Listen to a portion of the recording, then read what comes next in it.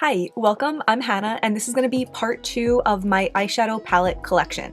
I posted part 1 yesterday, so if you missed that, I'll have the link in my bio to watch that after. I don't really have much to say here, let's just hop right into it. I have these 2 glitter palettes from Nabla. I had gotten each of these from different Trend Mood boxes. I bought 2 Trend Mood boxes that were 100% vegan.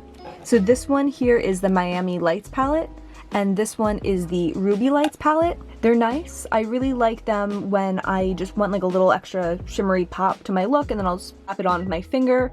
The colors are a little bit similar to each other, but I do like them each. They're small, they're really nice. And I know a lot of people don't use pressed glitters and they have issues with pressed glitters being in palettes.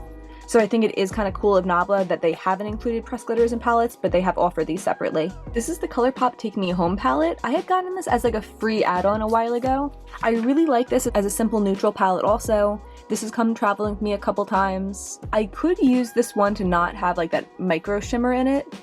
Ooh, it feels really nice, but it just has that like little bit of that sheen in there. Kind of annoying. Takes away from it being the perfect crease color, but yeah, I do like this palette. This is the Young, Wild, and Cruelty Free, I think it's called the Unleashed palette from Tarte. This is an all-vegan formula. This I had swatched in store a while ago. I think I had bought this palette in 2019, and I had swatched it in store, and I was thinking about it for a long time, then I went for it. I really like this pinky neutral. I really like this kind of like mac and cheese color. This was such like a good palette when I was making a lot of work looks. I did pop out the purple from here. I'm not really sure why or what I'm gonna do with it. This is a palette that like when I think about my collection, it's not like the top of my list, but when I look at it, I'm like, it's nice. And it smells nice. It has that nice kind of like light chocolate scent. Let me swatch this pink. Ooh, it feels so soft, even though my hand looks gross. It's such a pretty crease color. So yeah, I think I counted, I'm gonna do something radical. I think I had counted this in my single shadows when I went through, so I'm actually just going to count this palette as 14. Okay, this is my other BH Cosmetics vintage favorite. I say vintage, it's like 3 years old, 4 years old, but it's the Weekend Festival palette. I love this palette. When this came out, this was like the star of my Instagram. I use this palette day in and day out for so long. I still pull it out every now and then, and I'm so impressed with it. It's just such a nice array of colors. The possibilities are endless. It's like a rainbow palette without being too rainbow, without being too primary. It does have a couple neutral tones. When that first KKW, maybe it was her palette with Mario when it came out and everybody was doing that blue look, I had recreated that blue look using this Trance down here and Escape, and it was so pretty. You know, you wouldn't look at this palette and think I could have this kind of like super classy, mature looking blue look, but you can have more neutral looks, but there's so many fun, colorful looks I've done with it. Such a good amount of mattes and shimmers. I could go on all day about this palette. I'm crazy about it. It's like one of my prized possessions. I love it. This is the Nabla Secret palette. I had gotten this from a Trend Mood box also, and I don't know, I want to like this palette, but I just don't love it. I had gotten this right around the same time that I bought the Dreamy 2 palette. I thought that was going to be like my perfect matte neutral setup with a sparkly pop kind of palette, but the formula just didn't impress me that much, and I feel the same way about this. Some of these mattes I find very nice, but for the most part, I think the shimmers are pretty disappointing. The looks I've created with it, I haven't been that impressed with. I think I've actually wiped off looks midway that I've been making with this, which I don't often do. Usually I push through, but sometimes it's just really not working out. So I'm not sure. I might try to give this its time sometime. Maybe I'll try to make like a bunch of looks with it and do a video and then see and evaluate and maybe try to dupe it. I don't know.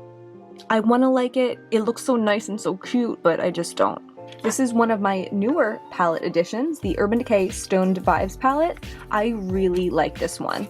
This is like one of my favorite palettes at the moment.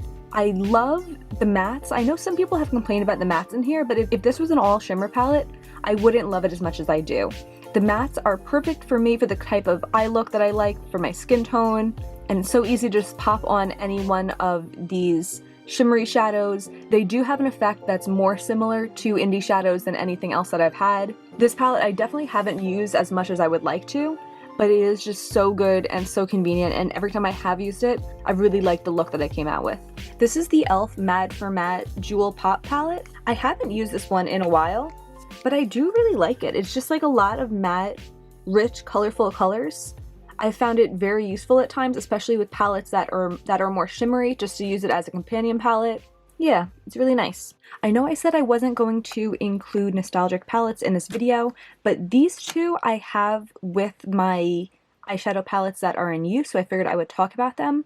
When I committed to switching over to only vegan products, I kind of went through a phase where I wanted everything that wasn't vegan to be out of my life. But then I had some palettes still that were very special to me, so I didn't want to get rid of them, but I didn't want to use them, and they were sitting in my closet for a while. I kind of had like a moment, not even that long ago, where I was like, this is dumb and not helping anyone, and if I just kept using the chocolate bar palette when I decided to only buy vegan products, I probably would have like finished it and been able to get rid of it. So I decided to just pull out these two products that, I don't know. The chocolate bar palette, the only thing that's really keeping it for me is this one shade right here. I think it's like salted caramel. It doesn't even say on the back. I love this one transition shade. I don't even know if I got a swatch of that. Let's see. Alright, it's kind of hard to swatch because it's like so panned, but I feel like that one, I could probably just use it up and then get rid of this palette, so that's what I'm doing right now. I could have done it years ago. I didn't, but I'm trying to do that now. This peach palette is so nostalgic for me, and this one I might end up kind of putting back in the closet because I've realized recently the formula's not all that. I have my own peach palette kind of inspired single shadow palette that I'm obsessed with. It has like the most amazing shades in it. I do want to make a video comparing that to this, but I did a couple swatches on my own the other day, and this is just nothing compared to that. This, like, I love the smell of it. It smells like peach candy. I love the whole like memory of it, the experience of it, the craze of it, the finally getting it. This was such an exciting palette for me, but I pulled it out thinking like, you know, you like it so much, Hannah, like, alright, you can use it. But if I'm gonna do a peachy look, I'd rather use my single shadow peachy look. So I think this might be something that I keep because it's nostalgic and I love it, but isn't practical to use anymore because it's kind of been made obsolete by having shadows that are so much better than it. I just realized I forgot to keep marking down my number of pans and I lost track, so I'm going to have to go back over that at the end. Ugh. This palette is the Magic palette from Juvia's Place. I bought this a couple years ago when I learned that Juvia's Place shadows were mostly vegan. I think it still says on their website that everything other than the Sahara 2, I believe, is vegan. And this palette really like knocked my socks off, especially the cool shimmers down here. I love this purple. I'll actually swatch that. And this blue. And this teal. These I never use enough, but they're so good. I am kind of disappointed because they have this in the mini form now, and like this palette is so big, I definitely don't need it to be this big, but it's not worth it to me to get rid of this just to buy the smaller version. It's just that if I was buying it when the smaller version was available, I'm sure I would have bought the smaller version. The mattes in this I think are okay. I've had some pretty scarring experiences with this like navy down here and this purple down here that they're just so pigmented, they got all over everything, it was kind of a mess. But this palette is worth it to me because the shimmers knock my socks off every time. This was my first Jeffree Star palette, the Blood Sugar palette, and I really liked it for a long time. This is something that, since my feelings about him have kind of like come to a conclusion that doesn't favor him, I've been less excited to use it just because I'm kind of like disappointed in the connection between this makeup and the shitty person. I don't know, I don't want to get rid of it because I really do like it. It's a special palette to me. So I don't know, I think I might, maybe I should just kind of like, I don't know. I can't decide if I should let it simmer for a while and just not touch it and just do what I'm feeling, or if I should prioritize using it when I'm not filming so I can kind of get the use out of the shadows that I like without feeling like I'm promoting him or constantly saying like, you know, I have this but don't buy it. I'm not sure. The last palette that I have from him is Jawbreaker, and this one I really like also. Some of the shades are absolute crap. This blue soaked, it does nothing, and then this Cherry Wet and Raspberry are the same color in the eyes, even though like I wish they were, you know, this difference here. I wish this was more of a hot pink and I wish that this was more of a burgundy, but they're the same on the eyes. Some of the shimmers I really like. I think this might be my favorite pink metallic in my collection, as sorry as I am to say it. I like the more neon shades. This one I used a ton when I first got it. Haven't been using as much recently for the same reasons that I addressed with Blood Sugar, but yeah, not a bad palette. This one kind of has a similar story. This is the KVD Vegan Beauty, as they call it now, even though that's super redundant. Saint and Sinner palette. I bought this in 2017. I loved it. It was the star of my Instagram for a while, and it's a nice palette. It's like a unique cathedral-inspired double door palette. And once Kat Von D was no longer associated with the brand, I kind of pulled it out, and I felt happy that I didn't declutter it in my feelings about Kat Von D during, you know, the whole scandal while she was still part of the brand. So I don't know, I haven't really been using it since then, but I like it. I don't know, I like it.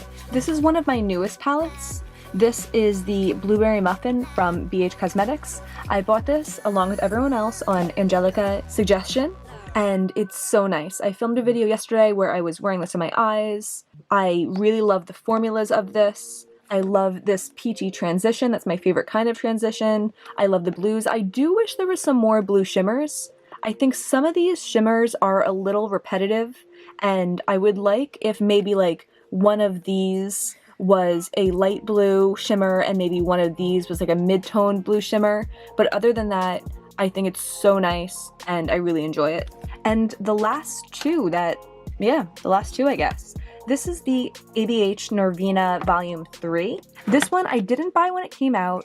Remember when they came out and it was like so unbelievably overwhelming? I think this one came out like 2 weeks after the Volume 2, but a couple months later was when I started like thinking about it, and I was like, this really could be a nice palette for my collection, and I used it a lot and I really enjoyed it. I think it's nice. I like that it has all of these like green and orange pops, but overall you can make neutral looks out of it. That was kind of like the big factor for me. I like that it has this shade here, which I think of as a more pink tone transition, and then this pink toned medium. Then they have this one that's more of like a yellowy brown transition and a yellowy brown medium. So I like that there's those two clear directions, even if you're just using browns. I think the shimmer formula is pretty good. Overall, I like this palette. And then when this one came out in May, I snatched it up, and I love this one. This one like still just looks so beautiful to me. It kind of in a way reminds me of the first one, but with the first one, I think it had like a row or two at the bottom of those super primary colors, and that just ruined it for me. I thought that it just looked so ugly with the purples and the pinks. So I'm glad I didn't buy that one, because this one is just so pretty. I love this lavender. These pinks, especially B2 and C5, oh, I love them so much. I love them. I'm crazy about them. This is like a great neutral palette for me, because I'm someone that if I'm gonna wear neutrals, I kind of just mean that I'm not wearing like bold teal and blue and neons. You know, like pink and purple and yellow, those are neutrals.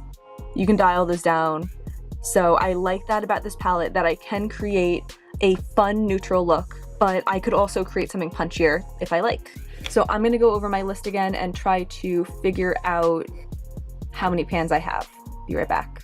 All right, I did some calculations because I'm a hoe for data, and I wrote down all of the pans that were in these palettes.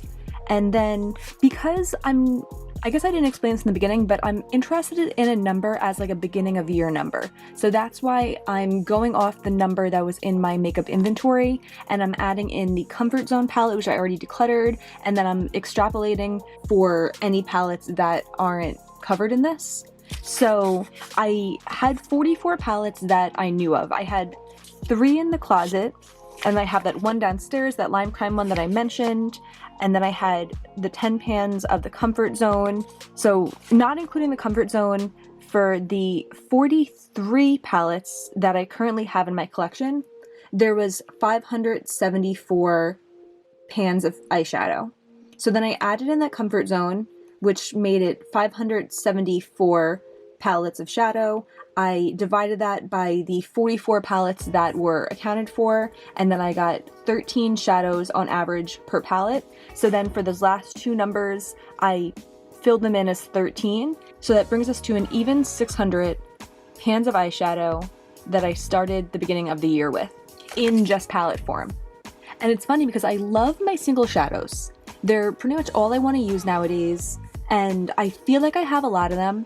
And I guess because palettes aren't as big of a staple for me to buy nowadays, I don't think of myself as a person that has that many eyeshadow palettes. But I have all of these little things that I can't get rid of. I have some of the old things that I love this one shade of, or I want to keep it for this or that reason. So it's kind of interesting to think of myself as a person without that many eyeshadow palettes, and then realize that I have, you know, what is it, like 35% more eyeshadows in palettes than I do in my single shadow collection. Just kind of interesting. I hope this was interesting for anyone else. And that was all my eyeshadow palettes. As I said before, part 1 is linked in my bio if you missed that one yesterday. I'd really appreciate it if you give me a like or subscribed. Let me know if you want to see videos with any of these palettes. I'm interested in making kind of like using what I have or revisiting old palettes kind of things, or using a palette for multiple looks. Let me know which ones you'd be interested in. And that's everything for today. Thanks for watching.